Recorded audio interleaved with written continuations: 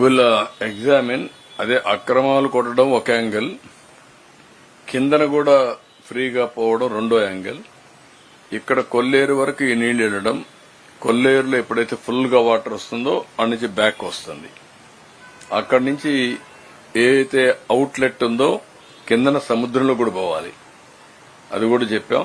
అవి కూడా ఇద్దరు కలెక్టర్స్ కోఆర్డినేట్ చేసుకొని చేస్తున్నారు. ఒకవేళ మీరు చెప్పింది కరెక్ట్ అయితే ఏ మాత్రం వెనక్కి పోం. ఇక్కడ కూడా క్లియర్ గా చెప్తున్నా,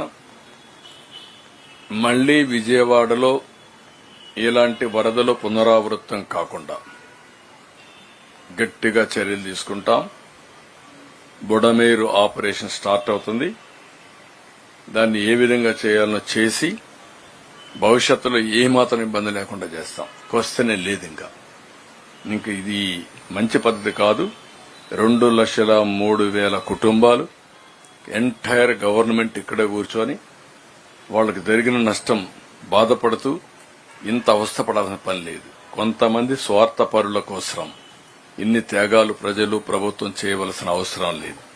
ఇది taxpayers money and also వాళ్ళ లైఫ్ లాంగ్ ఎర్నింగ్స్, జీవిత కాలంలో కూడగట్టుకున్న డబ్బులన్నీ పోయే పరిస్థితి వచ్చింది. అనాథులైపోయే పరిస్థితి వచ్చింది. కొంతమంది స్వార్థపరుల కోసం, కొంతమంది ల్యాండ్ గ్రాబర్స్ కోసం, కొంతమంది పాలిటీషియన్స్ కోసం. I can say very clearly, కొంతమంది పొలిటికల్ సపోర్ట్ తో విచ్చలవిడిగా చేసే పరిస్థితికి వచ్చారు. దీన్ని ఎట్టే పరిస్థితిలో ఉపేక్షించాం. చాలా ఫర్మ్ గా ఉంటాం. పటిష్టమైన చట్టం ఉంటుంది. చాలా క్లియర్ గా ఉంటాం. అన్నింటికంటే ప్రజల safety is very very important. ప్రజల సేఫ్టీ ముందర ఏది ముఖ్యం కాదు ఈ ప్రభుత్వానికి.